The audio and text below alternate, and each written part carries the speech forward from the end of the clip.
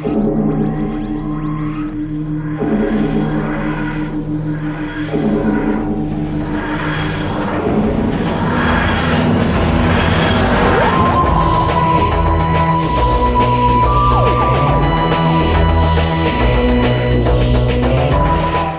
Who fans, and welcome to the Big Blue Box podcast. My name's Gary. My name's Adam. And welcome to episode 381. Yeah.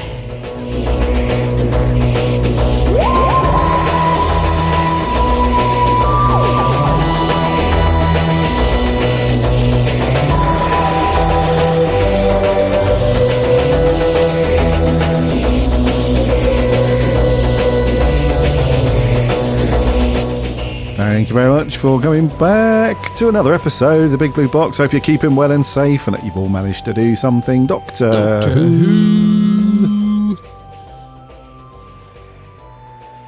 related. I was watching you very carefully then to see when you moved.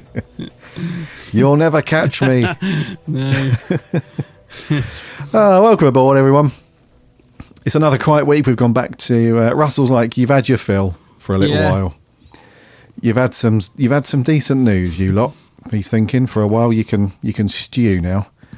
I'll let you concoct all of your theories and the fan theories and what's going to happen. I'll let all that cook away for a bit, and then I'll come back. He's like, I gave you Doomsday, and you ungrateful lot. Yeah. Slated it into the ground. You're not having anything else now. Well, maybe that's it. Maybe because he was on a bit of a roll, wasn't he?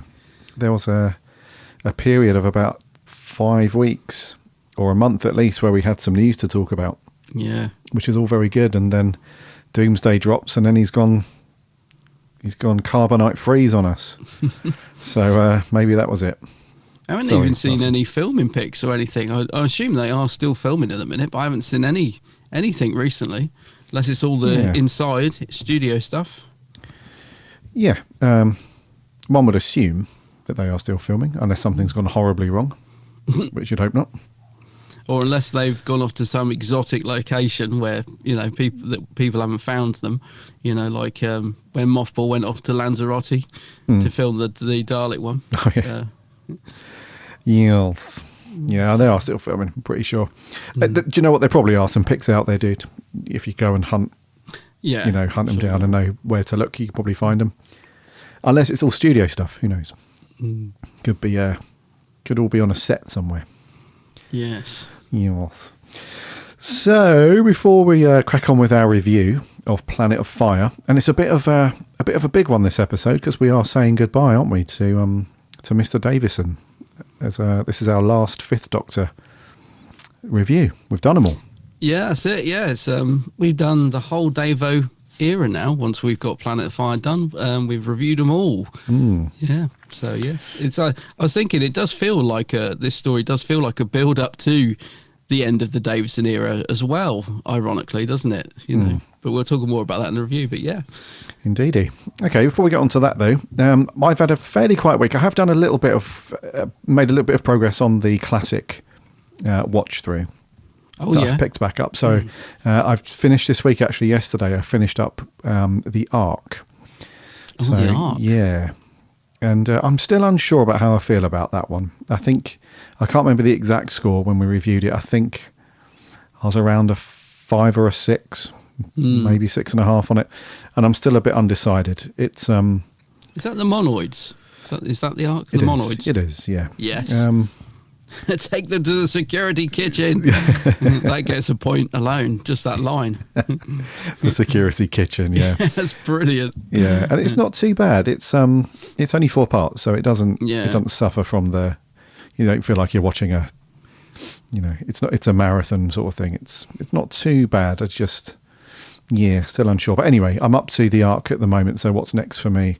The Celestial Toymaker, is that even around? That's not a thing, is it? We can't watch that one. I think you can watch one or two episodes of that. Yeah. You can see Hartnaught's hands, I think.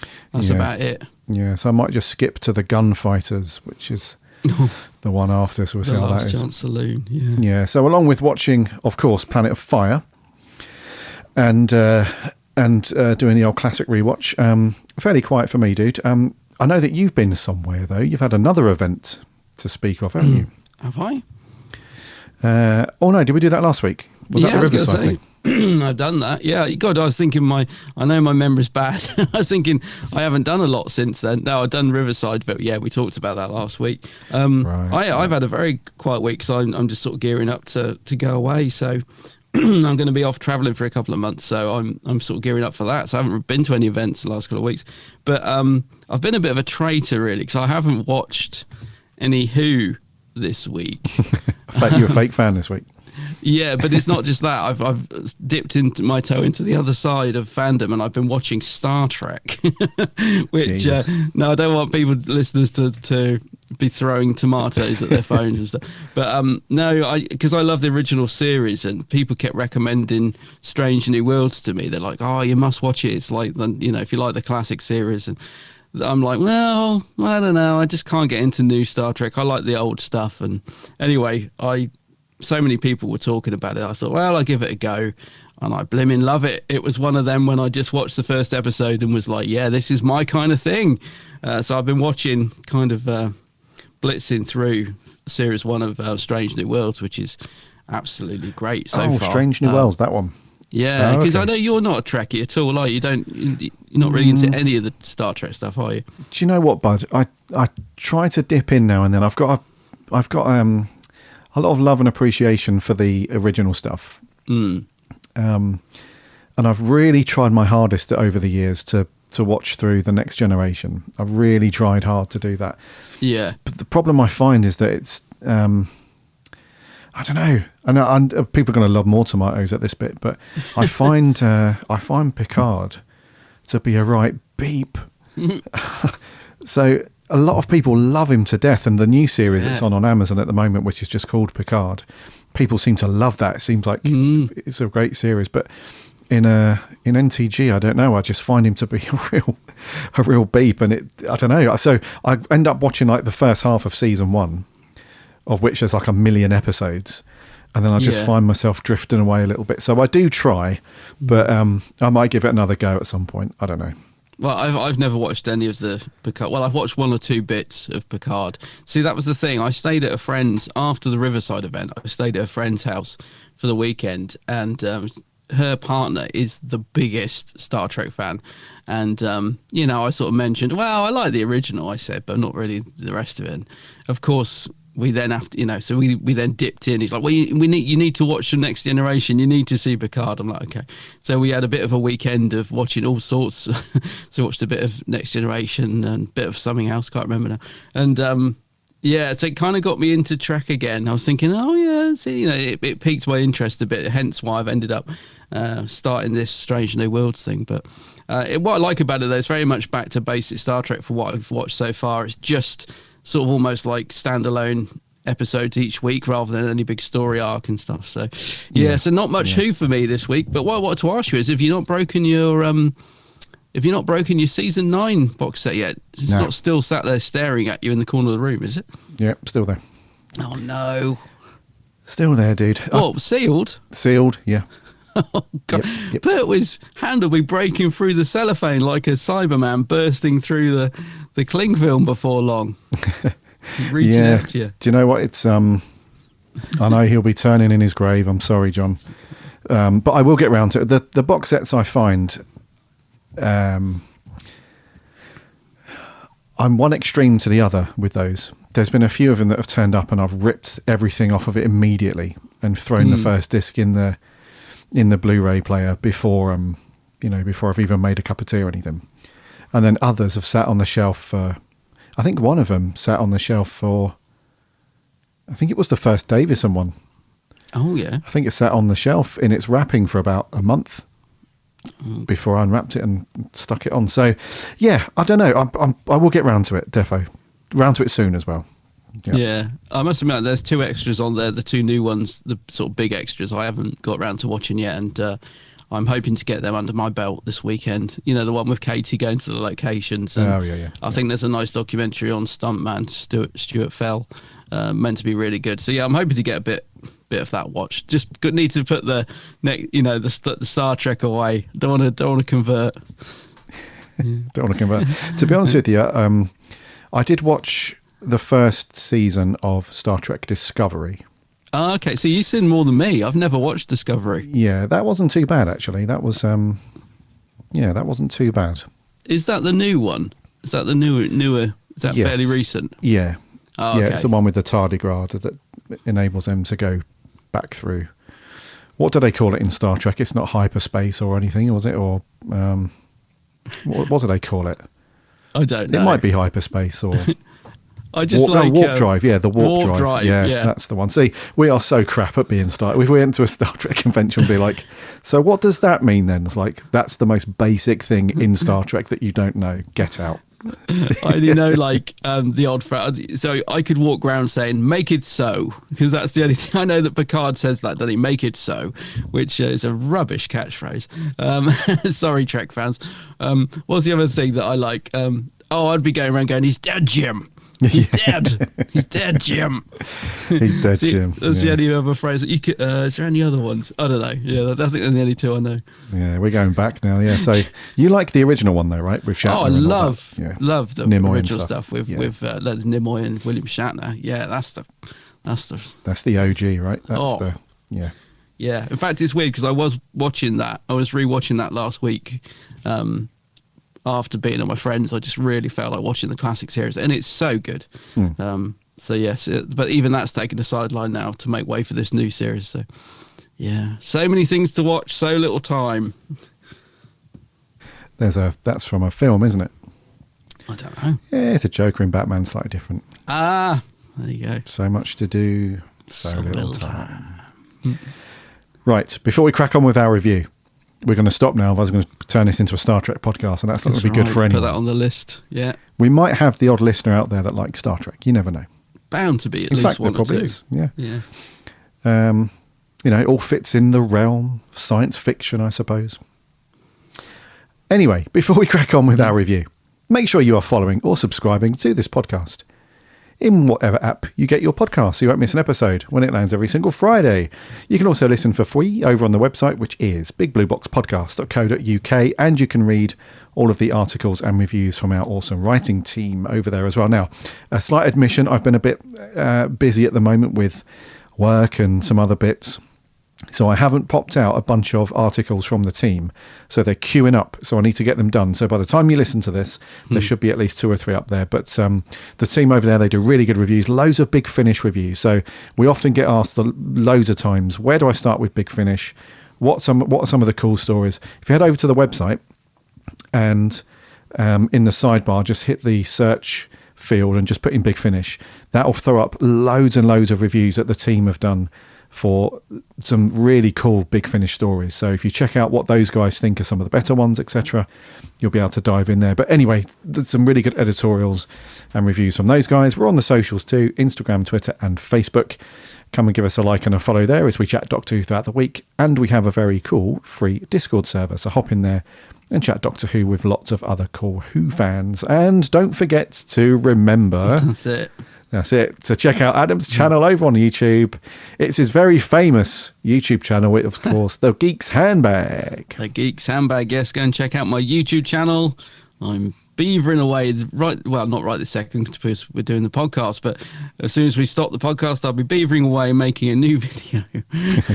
But there's loads of videos on my YouTube channel, mostly Doctor Who related. There might be one Star Trek video on there from 10 years ago. I think I did a Star Trek video. Yes, go check out my channel, The Geek's Handbag, also on all the socials, Instagram, Facebook, Twitter and TikTok. He's still on there. He's hanging on. By a TikTok thread. He's hanging on. But go and check out Adam's stuff. Very, very cool channel. Loads of cool geeky stuff. Mainly Doctor Who, but the odd other little bit in there. So grab a drink, get comfy, and check out all the things. Rightio, dude. Review time. What have we got this week? Yeah, we already know, but hit us. Yeah, it's a Davo. It's a Davo episode, and like you said, it's the last one for us to review out of his era, and it's Planet of Fire. Doctor, we're picking up a distress signal. Where did you find this? The Mesos Triangle. It means there are people from Trial here. My home planet.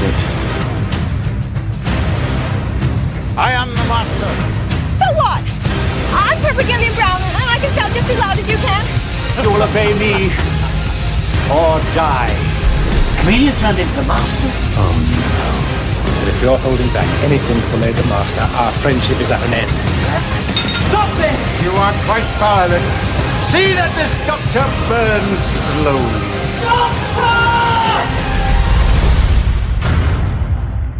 Doctor! You will obey me. You will. Rightio, Planet of Fire. Let's crack on with this one then. Saying goodbye to... I feel a little bit sad, you know. Saying goodbye to Davo. Yeah. I think it's one of the reasons why I've kept the McCoy story on there, clinging onto it, and not letting it go and say goodbye. So Planet of Fire was first, it's a 4-part, it was first broadcast on the 23rd of February 1984 and finished up on the 2nd of March. It was written by Peter Grimwade, directed by Fiona Cumming, overseen by Eric Saywood, and stars Peter Davison, Mark Strickson as Turlough, Nicola Bryant as Perry, and Gerald Flood as Chameleon, and also Mr. Ainley, Anthony Ainley as the Master, and then a reasonably sized supporting cast on this one. And the synopsis is: a strange signal from Earth draws the TARDIS to the island of Lanzarote, where Turlough rescues a young American girl, Perry, from drowning. Among her possessions is an artifact bearing an alien symbol, the same triangular mark that Turlough has branded into his arm. The mystery deepens when Chameleon falls under the control of a powerful mind, and the TARDIS travels to the volcanic world of Sarn. As Turlough is forced to face his past, the Fifth Doctor must stop his oldest enemy from harnessing the revitalising powers of numismaton gas. That's the one. Easy for you to say. Easy for me to say indeed, yes. Right, Yalindu, Planet of Fire. Give us your thoughts on this one, bud. What you feeling? Planet of Fire. Yeah, it's not a story I watch very often at all, actually, and I cannot honestly remember the last time I watched this one. But I really quite enjoyed watching this the other night. In fact, I watched it all in one go. I'd only planned to watch 2 episodes. I thought I'd watch it 2 and 2 because I don't remember it being particularly good. And I wouldn't say it's great, but I did enjoy it. It had a bit more going for it than I remembered. Specifically, like the Master and the Doctor having this sort of ongoing battle throughout the story, which I actually found really fun, and the little mini Master in his box, and yeah, there was a lot more to it than I thought. Really, it is an odd story though. I can see why I don't reach for it that often, and it is confusing because I think every time I've watched this, I've always forgotten that because they start in Lanzarote, but then they keep switching from Lanzarote to the other guys on what's supposed to be the planet, but obviously it's still Lanzarote. So I find it confusing because it feels like for the first 2 episodes, everybody, including the Doctor, Perry, and the tribe or whatever they're called, the other guys, it feels like everyone's in Lanzarote, but it's supposed to be Lanzarote in an alien planet, but you don't get that at all. Like, I think they should have put a filter on or done something to distinguish between the two, because it's very confusing as a viewer. You just think, what I mean? Because they're cutting between scenes, aren't they? So they're it cuts from Perry on the beach in Lanzarote to the 2 guys in that sort of weird sort of dome-shaped building at the side of the rock that's supposed to be the planet, but you're still thinking they're on Lanzarote. So it's a bit confusing, I feel, in the direction, and also the way that it's sort of edited together. It takes a bit of getting into, I think, to work out what the heck's going on. True. But so it's a confusing story, but it is one that I quite enjoyed, and I like the fact, I think Davo's, you can sort of feel that he's, you can see in his performance that he's sort of a more downbeat Fifth Doctor. He's got a slightly more serious side to him. He's a bit more tetchy, and I really like seeing Peter Davison play his Doctor like that. I think it really suits him.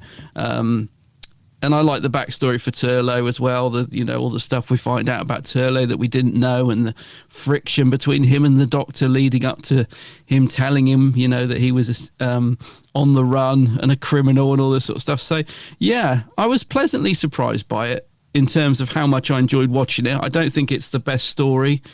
I don't think it's a sort of out-and-out classic or anything like that, but Yeah, as I said, I ended up watching the whole 4 parts because I kind of was, by the end of part 2, was going to switch it off and thought, actually, I'm quite enjoying this. I think I'll just carry on. So, yeah, enjoyed it a lot more than I thought I was going to.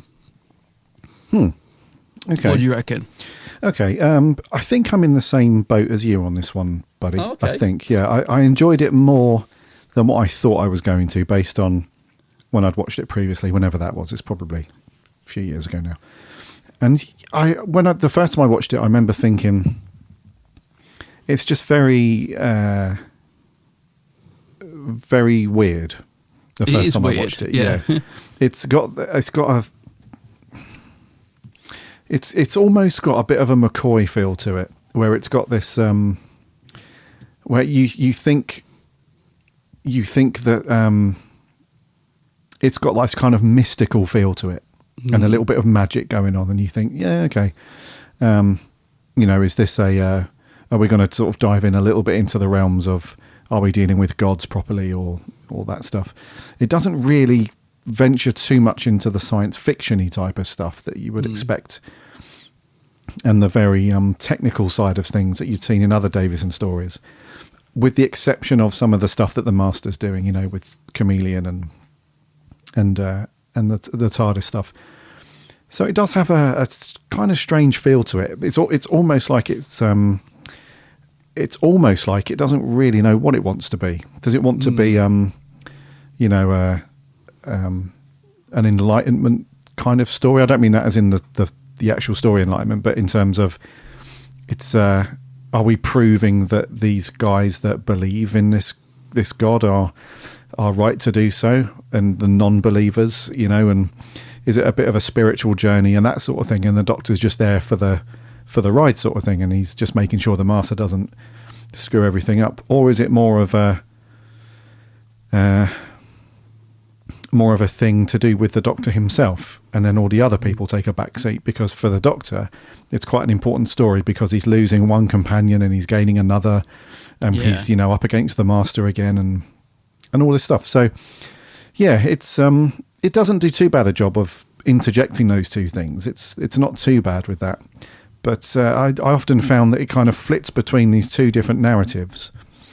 And I was like, and like you, I was thinking, do these dudes think that they're on Sun, but they're actually really on Earth? That's what I kept thinking all the way through. Yeah, it is confusing. Yeah, a little bit. Yeah. So it's a weird one in that respect. In that, when I finished watching it, I don't think, right, okay, I know exactly what type of story that was and how I feel about that. I always finish, well, I say always, this is only the second time I've seen it, but I always think at the end of it, I don't really know what I've just watched there. I'm not really 100% sure what to make of it, but overall, it's not too bad. It's not as bad as the first time I watched it, but that's normally the case when you've let the dust settle for, especially if it's a few years like me with this one, and you pick it up again and watch it. It's generally, it improves a little bit with age, I think. I think maybe both of us have gone into it with sort of memories of it being bad or not very good, and perhaps that's it, like low expectations. I mean, I've sort of got a funny sort of relationship with this story in that as a kid, so I have memories of it as a kid, and there are things that stuck in my mind very vividly that I loved. So in that sense, I sort of have a fondness for it, because things like, it's silly things, but I remember as a kid loving the gold thing that they fish out of the sea with the symbol on it. Do you know what I mean? It's just stuff that you like as kids like that. You're thinking, oh, I remember that thing. I wanted to make one of those. And I remember the Master's black TARDIS interior and just loving the fact it looked like the Doctor's, but it's black. Yeah. So there's things that have stuck with me from watching this as a kid that have made me remember it fondly, but it's just not a story that I reach for very often, because I don't think it doesn't hold my attention that well as a story overall. But so yeah, I think, but that's probably why I enjoyed it as much as I did rewatching it, because I feel like I haven't watched this one many times, if you know what I mean. It felt like, okay, saw it through fresh eyes, and I think I was a bit more invested in Turlough's backstory this time as well, because as a kid, I don't know, I liked Turlough, but he wasn't like a favourite companion, do you know what I mean? But I think now I've sort of grown to quite like the character of Turlough, so I was a bit more invested in the story as well. The thing I do find tedious, though, And I think, if they'd have tightened up the script a little bit, this could have easily been ironed out. But there is a lot of to-in and fro-in between what's Peter Wingard's character called. Unusual that I can remember the actor's name and not the character, but Peter Timonov. Wingard. Yeah, Timonov. Yeah, he's the main head believer, if you like. Yeah. So his character, there's a bit too much to-in and throw-in of him believing in so many different people, being like, is it not the Oracle? What do they call him? He's like, he is the chosen one. And I'm like, no, he's the chosen one. Oh, he is the chosen one. No, it's not. It is him, really. Oh, he is the chosen. And I'm like, that seemed to happen a lot. And that got a bit tedious in episode 3, because it felt like they were doing it every 5 minutes. But, I think that's the thing. It's got some great elements, isn't it, this story? It needed a bit of tightening up, I think. And it is so confusing having Lanzarote playing Lanzarote and an alien planet, and there being nothing to distinguish the two. So it does, for the first episode, you just assume they're having a nice little trip to Lanzarote, these alien people. It is a little bit confusing in that sense. And also the sets don't really match it, do they? I think that's the other thing. The sets, kind of. when they're on the sort of set and they've got the fire pit and everything, it took me a while to work out that was supposed to be the same place that the Doctor and Perry are running around when they end up on, what's the planet called? Sarn. Yeah. Sarn. So I'm thinking, that set's meant to be Sarn, right? Because they've just left that set and now they're on a rocky Lanzarote cliff. Okay, they're supposed to, because I was waiting for there to be like a portal or something that's transporting them from there to Earth. Do you know what I mean? It just gets a little bit confusing at times, I think, this story for the viewer. I agree. But it's a fairly decent watch, I think. I think there's a lot of fun elements to it. I'd sort of forgotten about the Mini Master. Oh, the Mini Master, which is crazy to think, because when he starts taking over Chameleon and stuff, I kept thinking, what is going on here? How is the Master controlling it? And then as soon as I saw him put the headset on, I was like, oh, I remember now. He's in a little box. And I then couldn't wait for that scene to come up. I was like, oh yes, he's been miniaturized, doesn't he? So that again was quite good fun. I must have missed the reason why he was in there, though. I don't know if you can tell me, because I couldn't be bothered to rewind. But it's an what accident, happened to the wasn't it? Master? Why does he? Yeah, he was trying to upgrade his the weapon that he uses. He was trying to upgrade it and accidentally. Oh, is that what it was? Well, that's brilliant. Yeah. I think that's quite good fun. Yeah. Yeah, because he tries to use some of the power that's in that numismatin gas. Yeah. And and end up just going a bit awry. So we end up with the Mini Master in his little box, and it's funny later on when he tries to escape as well. He hops over the console and into the little gap and stuff. And Perry's chasing him around with her shoe ready to squat him, which I thought was hilarious. Do you know, that's the sort of scene that you probably, some fans would grain at for being too silly, but I was really enjoying all that stuff. I thought that was great fun. Yeah, no, it was cool. Yeah. In terms of story, it's I think we've already covered the basics, but it's not that original, I guess. It's you've got a bunch of dudes that are like any other religious movement or cult or whatever you want to call it. They are basically the fire god Logar is the dudes. It's that they're all praying to and stuff. He's the reason why they're in the mountain with the volcano and everything, because he's a fire god, and every now and then they get a sign. There's a bit where Timonov is a bit ruthless, and he's like, right, we're going to send all the non-believers into the furnace. He's going to burn them all. And then he's like, give me a sign, because there's a bit where the first guy, which turns out to be Turlough's brother, isn't it, Malcolm, and he's basically like, these are my people, essentially. I'm not going to have them put to death just for that reason. So he halts it, and then Timonov's like, give me a sign, and then the flames come up from nowhere, and then he sort of takes over control again. So it's about this kind of push and pull throughout the story about, is Logar real? Should they be believing in him? All the rest of it. So that's the story. It's not that original, really. And then we have the subplot of Perry coming into the mix, and Turlough doing his best to sort of help the Doctor, and then at the end deciding that he has the opportunity to go back to his home planet. He finds out that his exile has been cancelled, so he can go back and do that stuff. So yeah, it's kind of a quick wrap up with him at the end, really.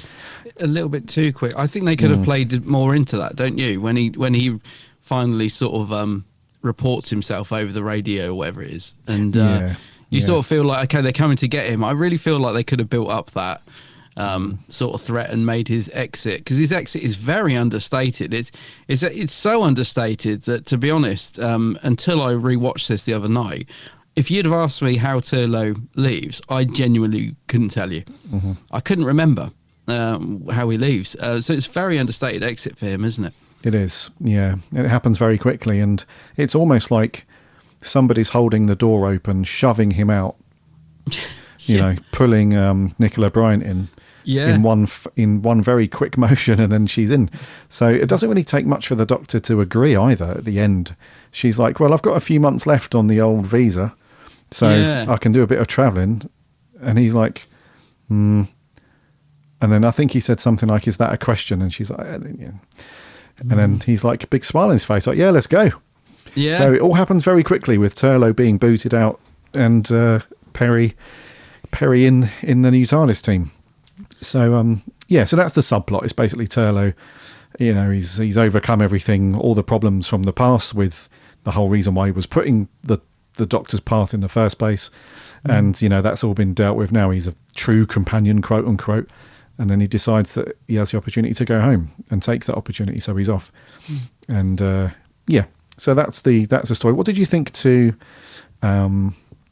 sort of, before we get onto the characters, the way this was visually put together? So location, sets, and how it was cut together, and some direction and stuff, because I found it very, very samey after episode 1. I don't know how you felt about it, mate, but once you'd seen one, obviously they reused the set to go back to it time and time again. But what I mean is, it seems like the camera placement in the set was the same.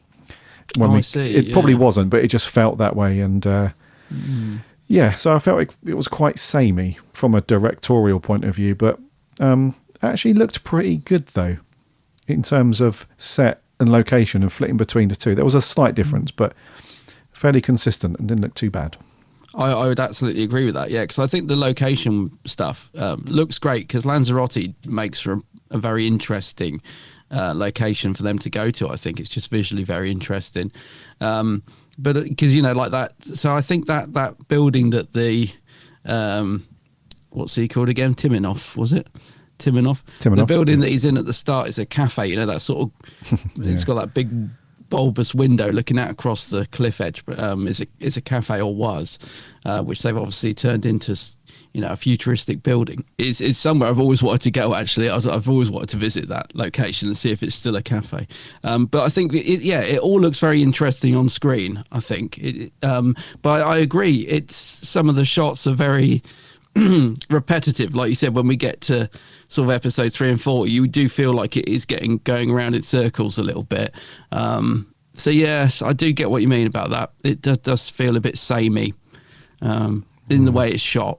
Yeah, and fortunately not too much in the way of flashy visual effects and stuff as well. No, not really. You've got the fire pit, which is very basic, isn't it? Very basic special effects. And you can hear it as well. There's a couple of scenes where Davison is walking past it or walking away from it. Yeah. And you can hear the flames in there as well. So that was obviously a practical thing that was done on set, which works pretty well. They obviously had the old smoke machine out in Lanzarote as well, because there's some quite nice shots where they've obviously added in some of the dry ice. Oh yeah, there's some nice swirly dry ice going on. So that looks pretty nice as well. It looks pretty good. Yes, yeah. There was, and you can tell that they're off during that time. And I think Lanzarote is generally quite warm in climate year round anyway. But you can tell that they were there in a nice and sunny and warm, because all of them wear next to nothing apart from the Doctor. And poor old Anthony Ainley in his full suit. Oh, He I must have been know. baking. And I bet his tash, because it's clearly his goat is clearly fake in this one, isn't it? I don't know if it was ever real. I think sometimes it's real, sometimes fake, but it seems to be clinging on for dear life, that upper lip hair. Yeah, because you have because the Doctor starts out in his usual stuff, but then very quickly strips down to a much lighter pair of trousers and just a waistcoat and stuff. And Turlough loses the schoolboy uniform look, doesn't he? And opts for some very Speedos at one point, and some very short little Kylie Minogue style denim shorts and and obviously we all know about Perry in the bikini, you know all that.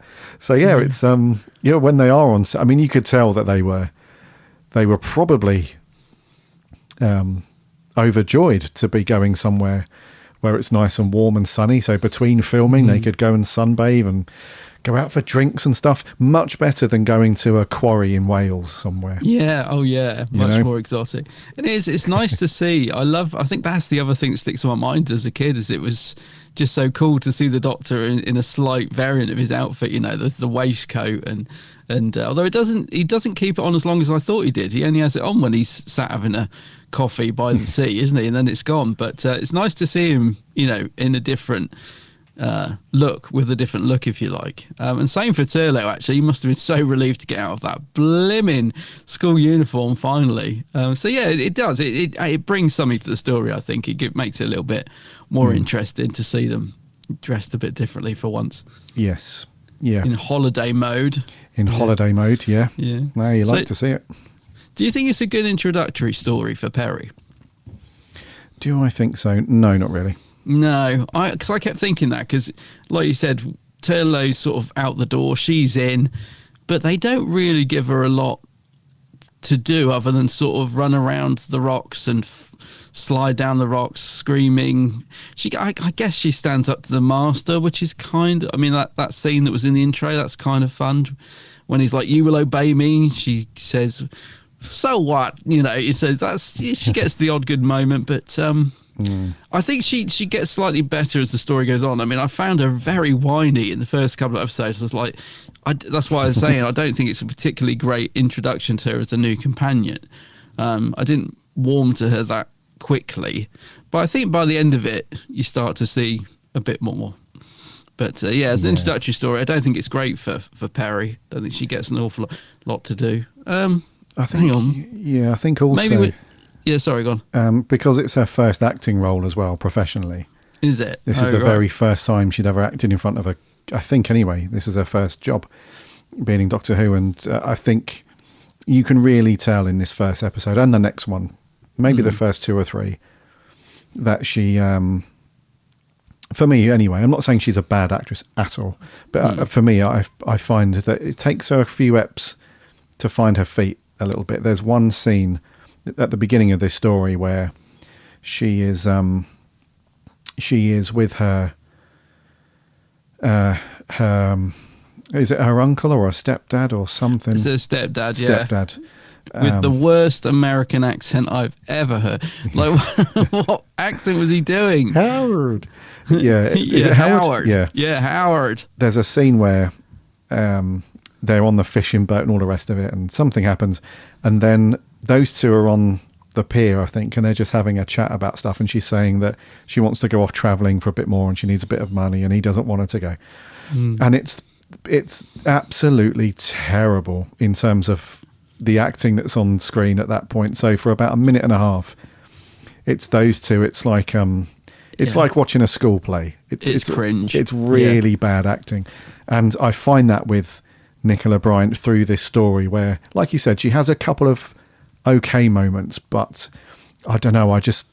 For me, it takes a while for Nicola Bryant to really settle into Perry, and Yeah, because so I was going to backtrack a bit when I said she doesn't get a lot to do or any good moments, and then I thought about the bit where she tips the master out of the box and is chasing around the TARDIS. So I suppose there are some good moments for her, but I know what you mean. There are scenes like her on the boat with Howard, and the two sort of both of the voices, like his accent's terrible, hers is very whiny, and it doesn't make for a particularly good sort of first impression of her character, I don't think. And also, I mean, obviously Howard, played by Dallas Adams, was he was an English actor. But do you think they just saw his name and thought, oh, Dallas Adams, he must be American, let's get him in there? Well, apart from his middle name, of course. He's such a... What? Oh, yeah, Dallas Roland Adams. Yeah. God, what a name. That's such a great name. But yeah, I'm sorry to say, I was so confused at first. I was like, is he supposed to be American? Who is this guy? Yeah. He's good as the robot, though, when he's playing the... Because there's something quite creepy about when they've applied the silver makeup and he's transforming from chameleon, back and forth, and he's all confused. He's quite good at that. I thought he's much better when he's playing those bits. But that's true. Yes. As Howard, I wasn't convinced. Yeah, it's true. It's the accent is a giveaway, first of all, that you're in for a rough ride. But yeah, going back to he wasn't. Do you know what it is with his character? I know 100% that in probably 2 weeks' time, if somebody says to me, "Oh, I've heard your episode of Blue Box when you reviewed Planet of Fire, and I agreed with what you said about Howard," I'd be like, "Howard?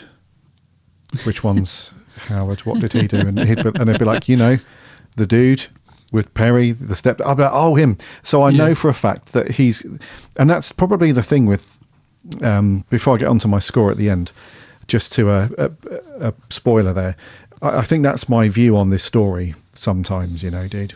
Like if you'd have said to me last week before I watched this, give me 10 things that happened in Planet of Fire, or tell me other than the Doctor and Perry and Turlough, give me 5 other characters from Planet of Fire, I'd be like, Jesus. So yeah, I know that it's his character especially is a bit of a forgettable one, but I do agree with what you said though. When he's appearing via chameleon, he is better in that respect because he does the whole robotic movements pretty cool from time to time, when he's freaking out a little bit and the master's trying to take back control and stuff like that. Yeah, he plays that pretty well. So Dallas, not too bad, dude, but just when you are as Howard, just a bit forgettable. I'd agree with that. You go. So I was going to say, so Perry as a character overall, I don't think she had a great introductory episode, but I do feel that's partly because of the problem that you just run into inherently throughout Davison's run, is that there's always more than one companion, so you have to make that decision. Do you just give them little chunks of stuff to do throughout the story, or do you focus on one of them and the others take a bit of a backseat? So I think for this one, Turlough definitely has way more to do and is more involved in it. So, and also from that point of view, in terms of being a companion, technically she's not a proper quote unquote companion at this point. She's still just a side character. It's not until the end of the story that she's like, cool, I'm off on travels with the Doctor. Now I'm a companion. Very Do you know true. what I mean? Yeah, so as a companion story, you can't really class it as that, I guess. So, yeah. And even though it's a sort of fairly subdued exit for Turlough, despite the exit, it's actually quite a good story for him, isn't it? Like, he gets quite a bit to do. And what I liked was I'd forgotten how integral he is to the story. So, we get to learn a lot more about his backstory in this. So for Turlough, it's actually quite a good story, I think. And I think Mark Strickson said that at this point, he decided to leave, but then when it actually came to leaving, he wished he wasn't. So he was like, I actually didn't, by the time I was leaving, I actually didn't really want to. But it was too late. Yeah. He'd been replaced by Perry. But I do. I love all the backstory stuff for Turlough in this, which again, I'd kind of forgotten about, to be honest, because it's so long since I last watched this. But it's fun to find out a bit more about him, because he is an odd companion, isn't he, Turlough? And I said earlier that he's one that I've grown to like a lot more as a companion over the years. I don't think at the time I particularly took to him, but that's probably because of the age I was when I was watching it, if you know what I mean. I couldn't relate to him as a companion, but as I've got older and I've learnt more about his character, and he does have a fairly interesting arc, trying to kill the Doctor, getting mixed up with the Black Guardian and all that stuff, getting away from the Black Guardian. Is he good? Is he bad? Even in this, the Doctor's still quite untrusting of him. Quite rightly so, considering what they've been through up until this point.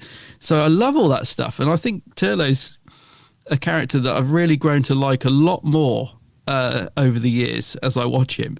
And so I love the fact we get this backstory about his family being on the run and criminals, and I love the friction between him and the Fifth Doctor. Like when the Doctor says to him, if you're hiding anything from me, and he really sort of lays it on the line with him. It's great stuff, Yeah. So it's a good story for Turlough, I think. Yeah, it's not a bad one, is it, at all? No. For him, because he really takes charge of the situation as well. Yeah. There's a few times when he's rescuing Perry and they need to make a sharp exit, and he grabs her hand. He's like, right, we're off. Yeah. And a bit later in the story, when he realises that the dudes are from his home planet and there's more to it than what is being, because there's a crashed ship, isn't there? And he knows that his siblings basically and his family were on the ship, and it's a bit of a big coincidence. And then he starts to get invested in that part of the story a bit more. So he really tries to help them all. He doesn't want to get involved in the whole Logar thing, but he does want to help everybody. And then finding out that Malcolm's his brother and all that. So it really starts to ramp up for him as you go across the 4 parts until the end, where it's almost really fitting that he does go off. I think it would be a strange decision of him to go through all that. And then at the end, when he has the opportunity to go back home, he's like, "No, I'm good." Yeah, so, true. Yeah, yeah. So it's a fitting story, but you can totally see why Mark Strickson would have been like, "This is a pretty sweet gig after all, So what am I going to do now? What next adventure is for me?" And what did Mark Strickson do after Doctor Who? Did he went on to be a director or film director or producer, I think. He did some other stuff, dude. Oh, he did some other stuff? Yeah. Oh, it was just smaller parts and stuff like Casualty, Bergerac. Bergerac. All right. Okay. Yeah. Yeah, so he hasn't done too much, but I like the little symbol on his arm, that little reveal that he's got this special symbol, and that his brother's got it as well, and that's how he works out he must be his brother. And that's what I mean. There was loads of little bits like that which I'd completely forgotten about, which were nice little moments. Yeah. Oh, yeah, you're right. He went on to be a producer and director for mainly wildlife documentaries and all that jazz. Oh, there you go. Shifted over. Yeah. Okie dokie. So, yeah, I think Turlough, I agree with you. He did have a good one. And Mark Strickson's pretty good in this one as well. Sometimes I get a little bit...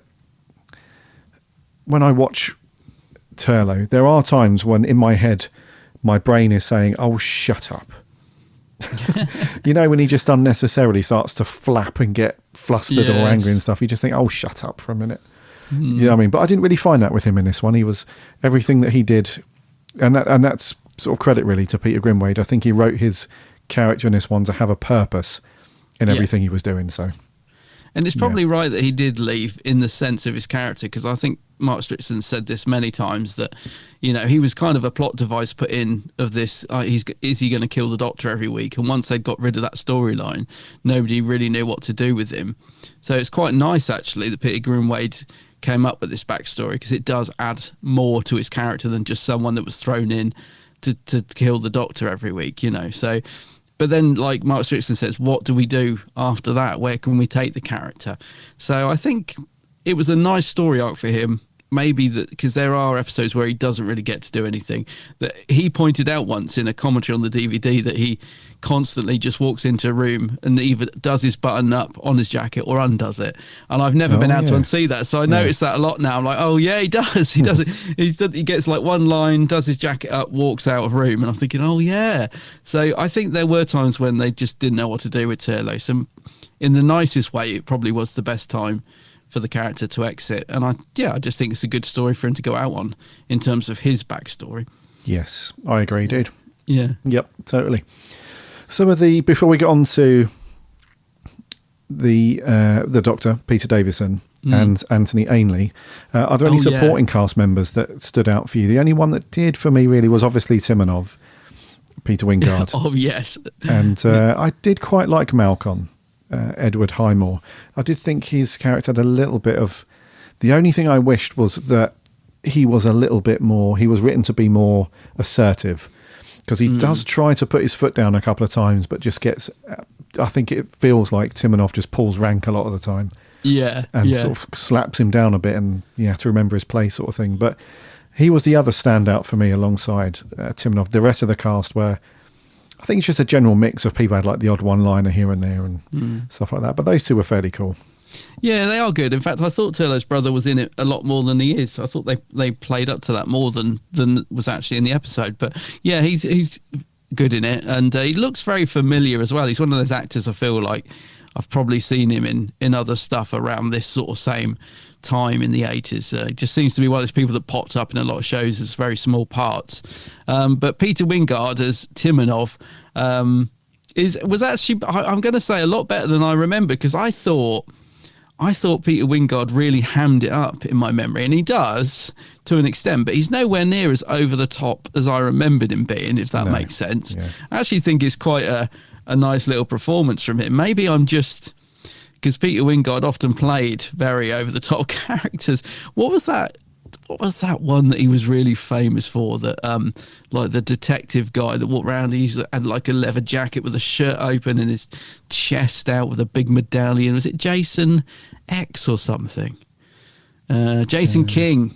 Jason King was it? Yeah. Which I've never actually seen. But I've seen lots of photographs of him as Jason King. So I think I just picture him being more like that, more flamboyant like that, which he's not. He does tone it down a bit. But he apparently wanted to play the part as an old man under all these prosthetics. And Fiona J&T said to Fiona Cummings, no, you need to talk him out of that. We need to, because he at the time was quite a recognisable actor. He'd done sort of quite a bit. And J&T was like, no, talk him out of it, Fiona. Go and take him to lunch and tell him he's not playing it like that. We're not having him under a load of, I want to see his face. And he was having none of it, apparently. He's like, no, dear. No, I know how I'm going to do this part. No. Fiona Cummings was like, I'm sorry, J&T, he's not having any of it. So J&T got on the plane with him over to Lanzarote and said, now, Peter, it sort of basically said, you're such a well-known actor. We must see your wonderful face on screen. We can't have you under these prosthetics, and talked him round. But I'm kind of glad he did, really, because we wouldn't want to be denied that moustache. And of course. And I think he would have overdone it. I think if he'd been under all this prosthetics, which probably would have melted in the heat of Lanzarote as well, I can imagine him going a bit sort of over the top in the performance, whereas in this I think he's fairly good. I quite enjoyed him. So yeah, I agree. Yeah, that series, as he stars as Jason King, is called Jason Department King, S. Department S was the That's it. series. I've always wanted to see it because it just looks hilarious. Yeah, and then there was when that sort of ran its course, he did another series after that, just one series, which was just titled Jason King. Right. Which is obviously the same character, but always surrounded by loads of ladies as well. It's like, I assume Jason King is a very much a ladies' man. Yeah, well, if memory serves correctly, I think it was meant to be a James Bond-esque. I think his character was based on some of the qualities of Ian Fleming's. So yeah, I think he is meant to be a James Bondy type of.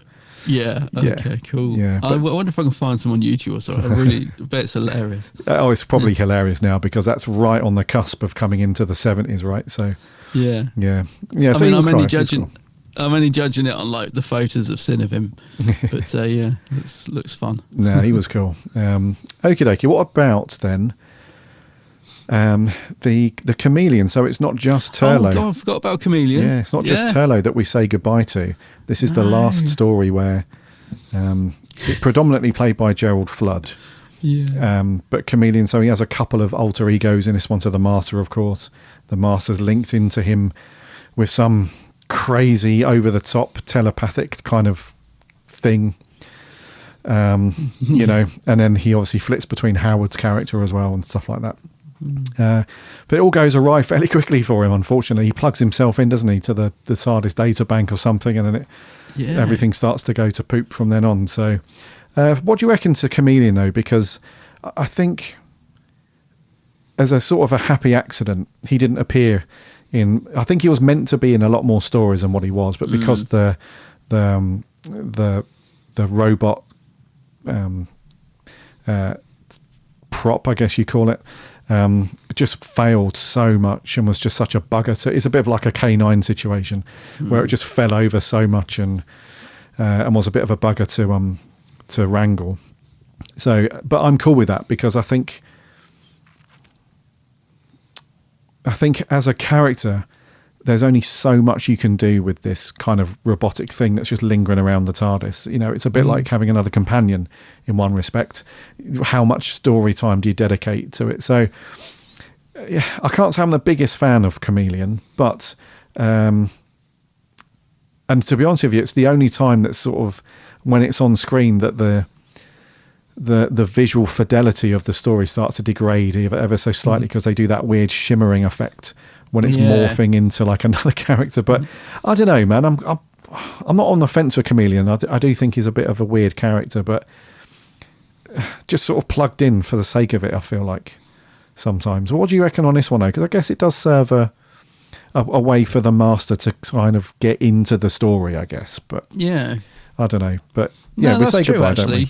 Yeah. I mean, it's true. Actually, he does actually get a reason to be there. I hadn't really thought about it like that because he is obviously when they introduced him, they must, that prop, for want of a better word, must have driven the production team bonkers. They must have been saying, "Come back, K9, all is forgiven."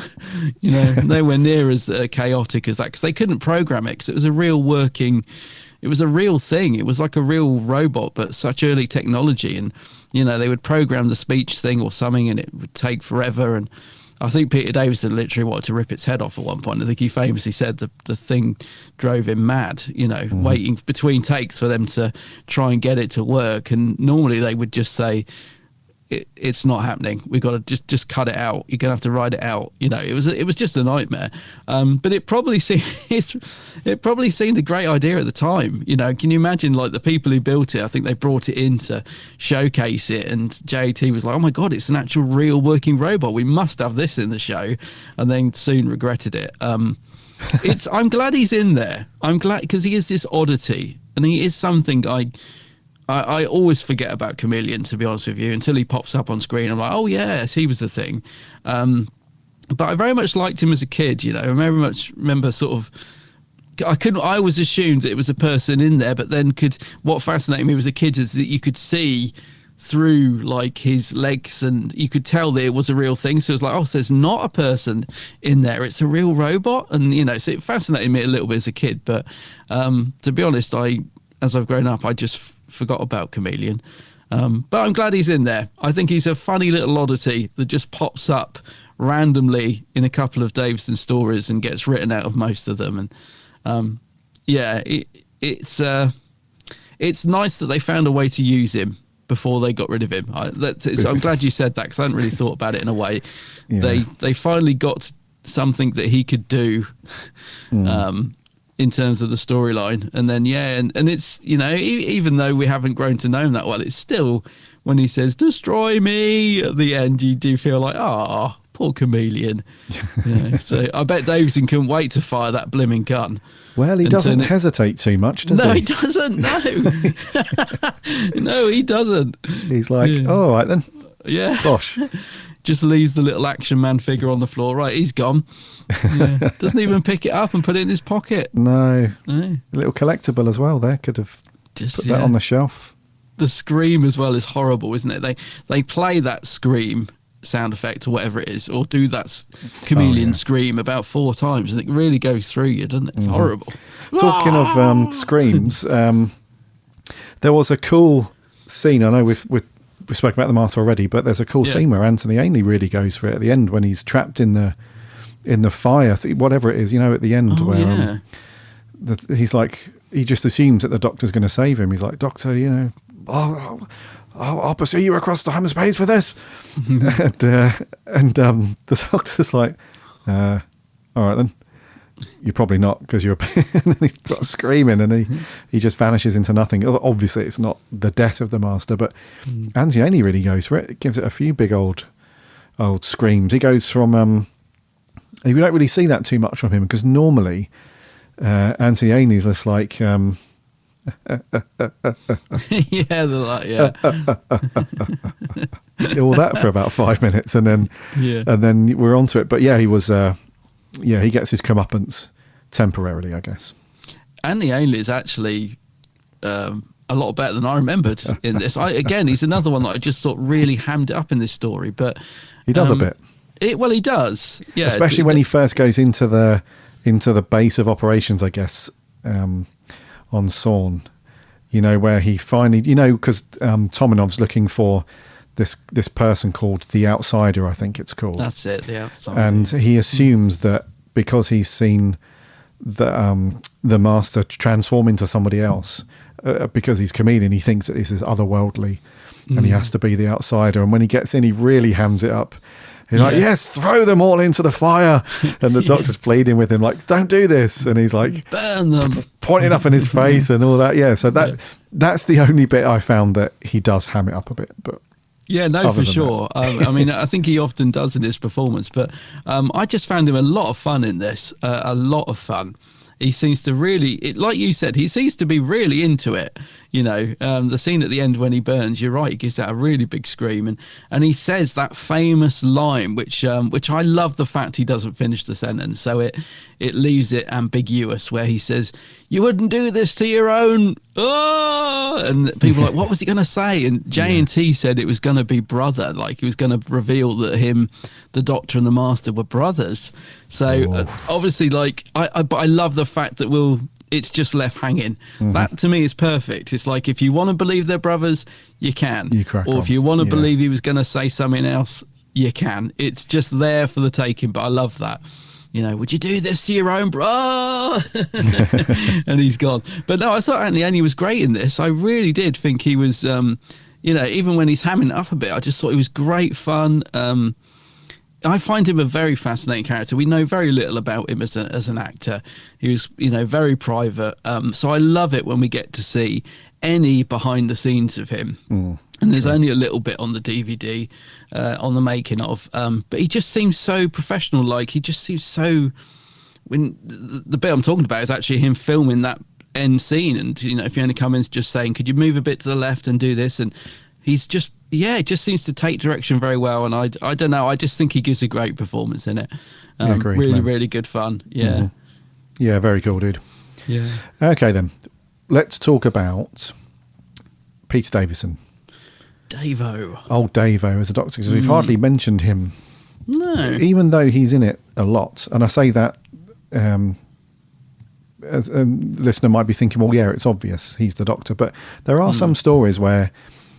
Sometimes the Doctor does take a little bit of a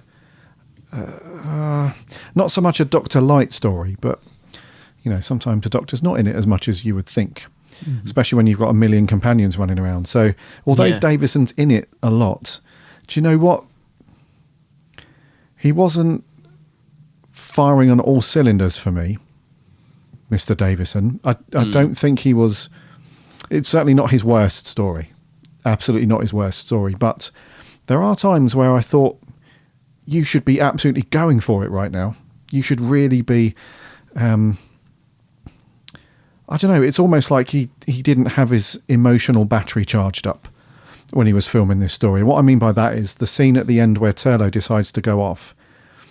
There's not really much emotion going on there. They sort of shake hands and he goes off and that's it.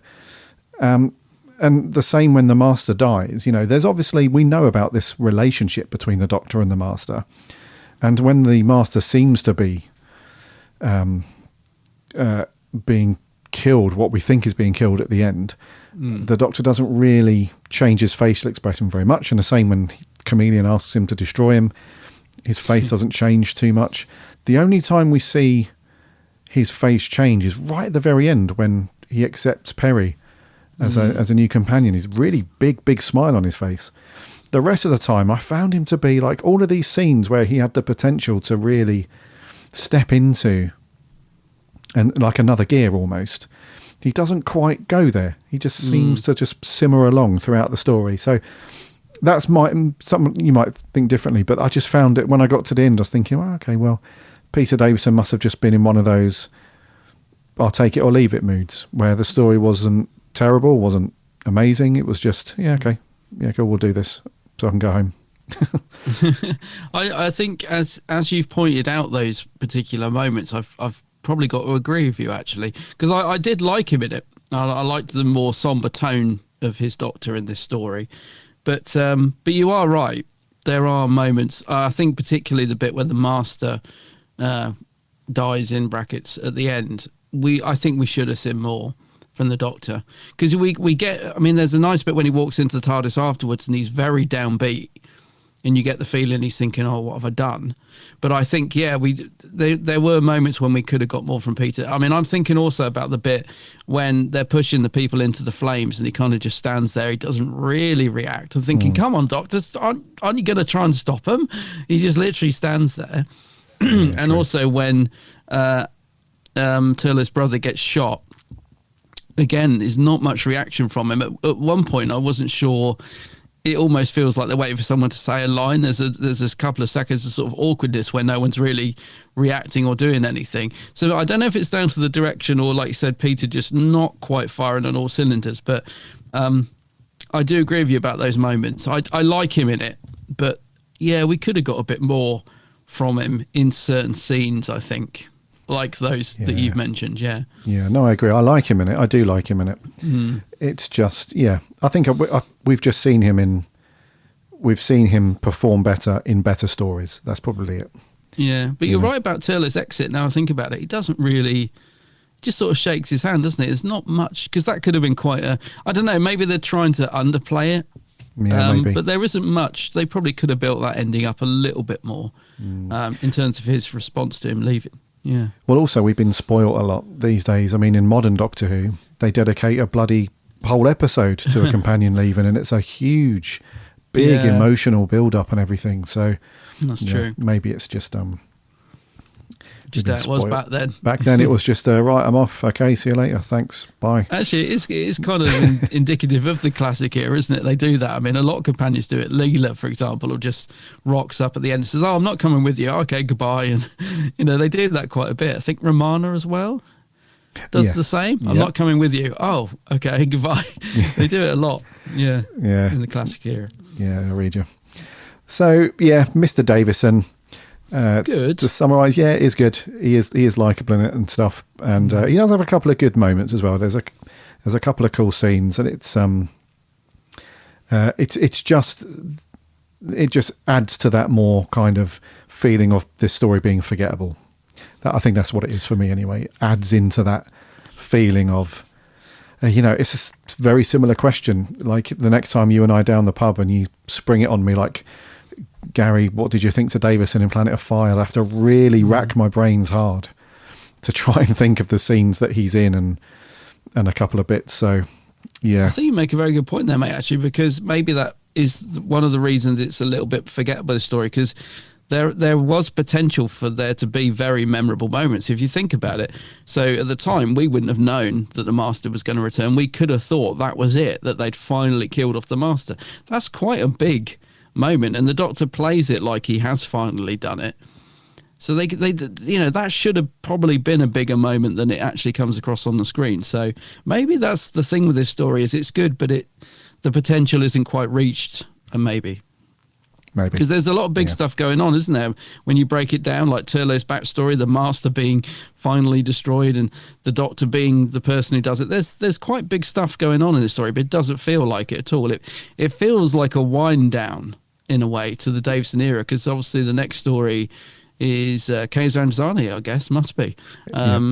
So it feels like things are winding up in the Davison era, but it doesn't feel very.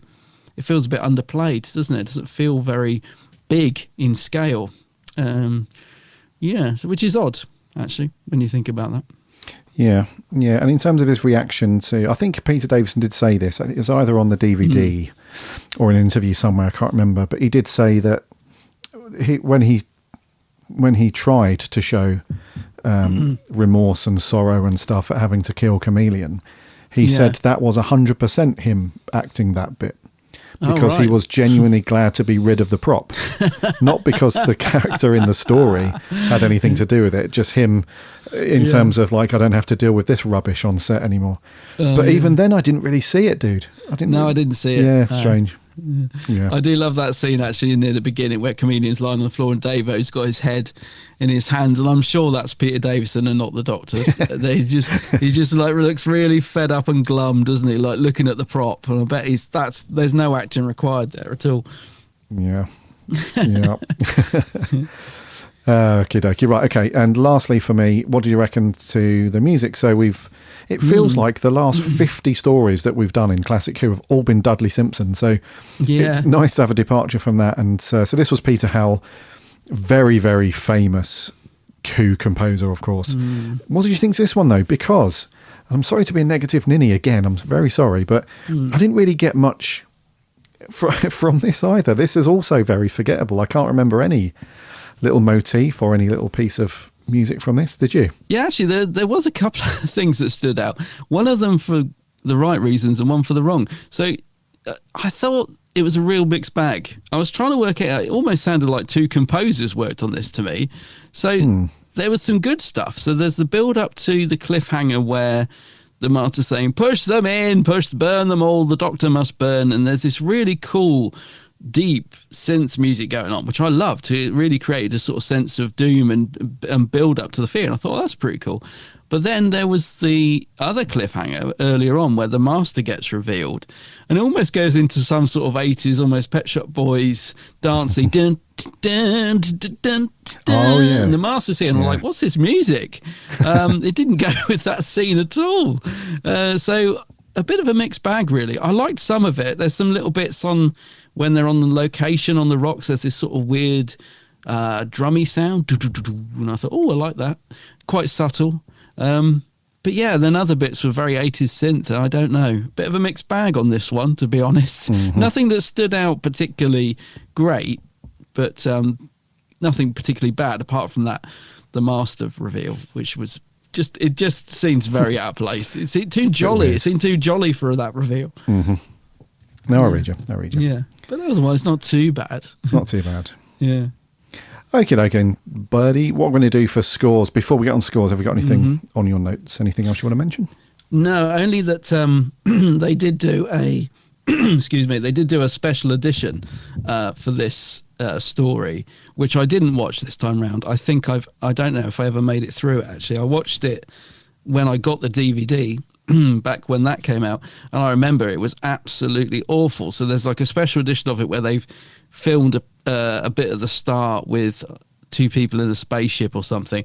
I mean, I'm really vague memories of this because I don't think I watched more than sort of 10 minutes.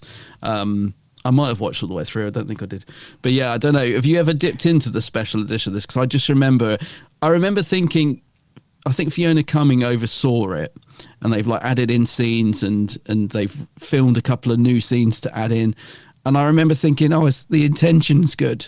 You know, I can see they've tried to do something here, and they've probably put a lot of love and effort into it, but it really hasn't worked, unfortunately. I just remember thinking it was really bad. But I just wondered if you'd ever dipped in and watched the special edition, extended edition of this story. Yeah, I think that was the first time when I first watched it. It was that one, because I think this came as part of a set. I think it was the Chameleon. That's it. With King's Demons. King's Demons. Yeah. That's it. Yeah. So this little special prequel that they popped in before and stuff. Yeah. No, that was when I very first watched it. That was the version that I watched. So. Oh God, no wonder you didn't watch it again for years. I mean, it might be better than I remember. I have not watched it since the DVD came out. I just remember putting it on and thinking, "What on earth is this?" Yeah. But I don't know. Maybe I'll dip back into it after we've liked this story more than we thought. Might give it another go. I can't say it's the best thing that I've watched. No, in I just classic. remember it looked so bad. But anyway, it wasn't amazing. Maybe it's needed though, because like we mentioned at the very beginning, it is a bit confusing at the start of this story, like what's going on with these people, location, and so it does set up a little bit of that, I guess. But okay, yeah, okie dokie. Right, let's get on to scores then, buddy. It's you to go first. What are you saying? Yeah, I'll give it a 7.5 out of 10. 7.5. It's all right. I found it an enjoyable, if slightly confusing watch. But I did enjoy it and enjoyed watching it. Okie dokie. I'm going to give it a 6, buddy. A 6? Okay. Yeah, because I don't have any strong feelings about it. At the same time, I don't have any hugely negative things. And it's not a 5. It's not an on the fence like, do I not like it? I do like it. It's just one of those forgettable ones for me, dude. I can't retain any memories of it after I've seen it. So no, fair that says enough. it all, really. Yeah. Okie dokie. So a 7.5 from him, 6 from me. What did our very cool listeners think? Let's head over to Twitter. And Will Sanger says, I think it's very underrated, and you can see all the elements of the Fifth Doctor era drawing to a close. Sarn is a very dangerous environment, with the filming on Lanzarote looking very good. Perry is also introduced very well, and it's the best use of Turlough as a character. Yes, I think I will agree with you, Will, that Turlough is used very well in this one. Yes. Yes, I think, it is. He is, definitely. Yep. Yeah. And from one Turlough to another, this is Tom Turlough. He says, Anthony says, I'm afraid I'm not a big fan of the Davison era. It's mostly incredibly bland and insipid. Insipid. Planet of Fire is not terrible, but not particularly inspiring. Introducing the new companion in a bikini seems a bit OTT, even if Perry does look very good in the aforementioned swimwear. Anthony Ainley gives his usual performance. Jason Wingard is disappointingly low-key in his guest appearance. And why film both the Earth and alien scenes in the same location? It spoils the impact of actually shooting abroad. It is very jarring, I'll give you that. It is, yes. Oh, in Doctor Who Holmes, short and sweet, says Minimaster 10 out of 10. Story 6 out of 10. Enough said. Okay. Edward Galuli, there are some good ideas here. For example, Logar and terrific location work in Lanzarote. Perry is introduced well. It's one of her better stories, and a good ending for Turlough. The small master in a box is just silly. 6.5 out of 10. Oh, I loved that review. Nick H says, one I watched over and over back in the day, as it was the second story I recorded off the TV on VHS. Great use of locations. Master very good. Perry is hot. The Doctor is a bit mean to Turlough, who gets a decent exit. Overlooked, I think, this one. 7 out of 10. 7, okay. That's great nostalgia, isn't it? Recording stuff off the TV to a VHS tape and then watching it over and over. Yeah. Yeah. And lastly on Twitter, Chippy T says, I really like this one. Davison at his best, playing the Doctor with ease and conviction. Perry appears as a feisty new companion and settles into the role quickly. Turlough's story develops a bit of mystery, and the Master is his usual cunning but failing self. Setting is great. 8 tar. Okay, cool. Indeedy. And that was it for Twitter. Over on Facebook, Andrew Stewart says, I'm only on part 3, however, I'm really enjoying it. Anthony Ainley is probably the best part of the story, as he's clearly having a ball playing the Master. However, everything else is lackluster, and Perry's mewling is annoying. 4.5. Oh, okay. Maybe your score's changed, Andrew, if you've seen part 4. Maybe. Simon Lockwood says, mixed feelings about this one. I remember watching it on first broadcast, and even at 12, thought it wasn't quite up to par with other stories around it. Watching it now, I thought Peter Wingard gave a great performance. Anthony Ainley was hammier than I remembered, but fun to watch, and the miniature master scenes were well done. Quite a bit is juggled well plot-wise, nicely filmed at the start, and the location stuff looks authentic, even if the accents aren't always. No. Perry is much better in the next story. Some good sets, and the Dr. Turlough scenes are very good. Strix and acts as well. I think this would be more appreciated if it wasn't surrounded by a couple of superb episodes, but on its own terms, I quite enjoyed it. 7.5 TCEs out of 10. Okay, cool. Another 7.5. And lastly, Charlie Turner says, Turlough's departure and this joint with 2 others, namely the King's Demons and Frontios, all share the top spot for his best performance. Also, one of Perry's first scenes is shot in a way that is and this story is the closest we got to a reveal that the Doctor and the Master were actually brothers after the final game with Pertwee was never made. Still like this one though, a lot more than others may do. An 8 out of 10. An 8, wow. Rightio. Average score then, dude's got to be a 7, isn't it? I'd say a 7. I feel like I should have dropped mine to a 7, but I'm going to stick with it. Just out of interest, would you have liked it if he'd have said the line, if he'd have said "We're brothers," or would you? Because Charlie's right. I've forgotten that sort of does go back to the Pertwee era where they might have, they might have revealed that. But to me, I think it's, as I said, it's perfect as it is. You could look at it either way, but I get the feeling you're the same. Or would you liked him to have said brother and that have been a thing? The Doctor and Master brother, does that work? Do you know what this reminds me of? It reminds me of the huge, immense backlash that we've got after the TV movie with the Doctor's reveal that he's half human and stuff. I think it drifts into that kind of. It just requires huge retconning later on. Not that they would have thought about that back at the time when, Peter Grimwade and the other people, they wouldn't have sat there and thought, in 2025, when Russell T Davies is writing a story about the Master, he's going to have to retcon this. So obviously they weren't thinking those long lines, but I just think the implications are too big to do that. So I'm happy that they left it sort of ambiguous and. Oh, definitely. And you as the viewer can decide whether you want them to be brothers or not at that point in time or not. So, yeah. When do we next see the Master? Is it must be Colin? Is it Mark of the Rani? Maybe.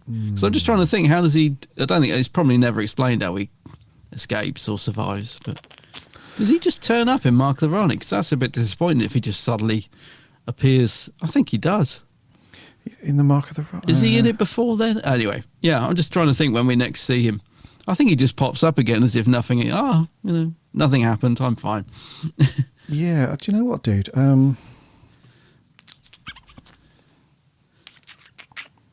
No, he appears. Yeah, he probably. Yeah, I think so. Is it Mark? I think it's Mark of the Rani. Yeah, I think you're right. I can't remember, dude. 100%. Yeah, and I think he's just hiding behind a brick wall, ready to jump out on someone, if I remember rightly. Yeah. No, I think you're right. I think he just pops up. Yeah. Yeah. Behind the wall. Yeah. There we go. Anyways, the average score is a 7, and that was Planet of Fire, dude. That was the last Davison story. We have done the lot. There we go. His era is complete. Completed. Yeah. So, in terms of Classic Who, we've only got a couple. We've got 2 Pertwee stories to go. We've got 1 McCoy. Is it Curse of Fenric we've got? Which one have we got left? Dude, we've done all of McCoy. Have we? Yeah. I thought you'd saved one. I thought I saved one. Oh, we have saved it. Curse of Fenric. Yeah. Curse of Fenric. Yeah. Phew. So Colin Baker's done. Davison's done. Pertwee's almost done. Really, it's just Tom Baker to get through. We've probably still got, we've probably got a few Tom of because his era is so big. Yeah, 1, 2, 3, 4, 5, 6, 7, 8 left. It's going to have to be another Tom Baker month soon. It is, isn't it? Yeah. Yeah. And I think we've got the odd Hartnell and Troughton one to get through if we want to go down the whole telesnaps, trying to view it in that kind of fashion, some of the hidden stories and lost stories and stuff like that. We'll decide on that. We'll see. And don't forget, K9 and Company is still a must at some point. That's calling, mate, I guess. The possibilities are still endless. Well, kind of endless. Yeah. We could just reset and do everything again. Well, maybe we will. Yeah, maybe we will. Who knows? At this point, anyway, dude, if we take out the newer Doctor Who stuff that's coming down the road soon, it's kicking off with the 60th stuff, we are on par to have literally every single bit of Doctor Who content wrapped up by our 10-year anniversary in March next year. Oh, wow. Okay. So it's been an epic journey to get to that point. So we'll see. 10 years. 10 years. That's incredible. Anyway, actually, talking of stuff that's coming up and whatnot, as a quick heads up, listener, Adam's going to be on his travels soon. So this is the last week that we're going to do for the foreseeable future, for at least the next few weeks anyway, while Adam is out there going over to the US to rejoin his partner who's out there working. So he's getting himself sorted, doing a bit of traveling, all that stuff. So we will keep you updated on what's happening in terms of new episodes coming out. We'll still do the round tables with the writing team and if there's like big news that drops, if Adam is unavailable, I might get somebody on to talk about that stuff and get some special guests on and do that. Who knows? But we will let you know. But Adam will be absent for at least the next, I don't know, month, few weeks, months, whatever. But yeah, probably will. Yeah. So just keep an eye on the old socials, on the Twitter, on Mastodon. Hop into the Discord. I'll put it on there as well. We'll keep you updated. But on that note, I think we'll end there, dude, for episode 381. Alrighty.